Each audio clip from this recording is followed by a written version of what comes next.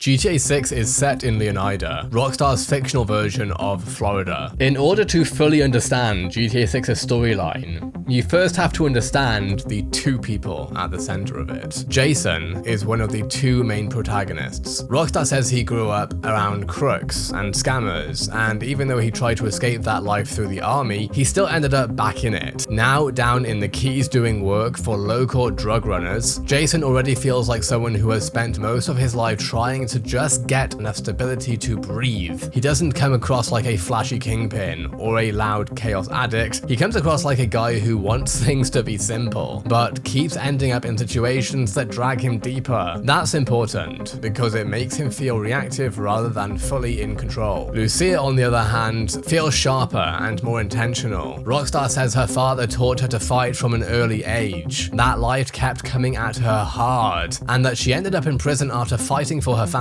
Now that she's out, she wants to build the good life her mother always dreamed for her. So Lucia immediately feels like someone with direction. Jason feels tired, Lucia feels focused. Jason seems like he wants out of the cycle, whilst Lucia feels like she wants to beat it. Rockstar is already giving us a relationship dynamic that feels quite loaded. So let's get down to what Vice City and Leonida actually are. This time, the game is set across Leonida, Rockstar's fictional version of Florida as a whole. Like how GTA used California for Los Santos, Vice City is Rockstar's Miami-style city. Bright, flashy, hot, glamorous, and built around excess, image, money, nightlife, and illusion. It's one of the most iconic places in GTA history, so naturally a lot of people hear Vice City and think they know the setting. But GTA 6 is doing something much bigger than that. Vice City is only one part of the story. Leonida includes the city, but also the Keys, swamplands, industrial zones, rougher small town areas, backwater stretches, and other corners of the state that feel very different from the polished social media version of Vice City. Rockstar's official premise says Jason and Lucia get pulled into a conspiracy that stretches across the entire state. Once you look at the supporting characters, the plot starts to feel much less random. You can already see the different criminal ecosystems that Jason and Lucia finding themselves having to move through. At the lower end, Jason is tied to Brian Hader, an older smuggler in the Keys. Rockstar presents Brian as someone who has been in the game for a long time and now lets other people do the dirtier parts for him. Jason is staying in one of Brian's places and doing work in return. That tells you Jason doesn't start as some high-ranking criminal mastermind. He starts in someone else's orbit doing practical, grounded underworld work. Maybe think Franklin with Michael in GTA 5. Then there's Cal Hampton, Jason's friend, who is also tied to Brian's circle and spends his time listening to Coast Guard comms and spiraling in his own paranoid little world. Cal feels like the kind of character who tells you a lot about Jason's current position in life. This is not glamorous crime. This is low-rent, Florida chaos crime. Guys with beer, bad ideas, local intel, and half-broken lives. That likely means that the storyline begins with Jason in a pretty grounded way. Not with giant explosive heists right out of the gate, but with Jason already embedded in this lower level criminal environment, doing work that probably feels normal to him by now. Then you have Raul Bautista, a professional bank robber. He feels like a major escalation point. He is not part of the same laid back, low level survival lane as Brian and Cal. He sounds like a man connected to bigger scores, more planning, more risk, and more pressure. If Jason and Lucia get pulled into Raul's kind of world, the game likely shifts upwards and fast. That's bigger money, bigger danger, and less room for mistakes. And then in Vice City itself, you have another layer entirely. Booby Ike, Draquan Priest, and Real Dimes. That whole side of the cast suggests a world where crime overlaps with business, music, image, nightlife, and influence.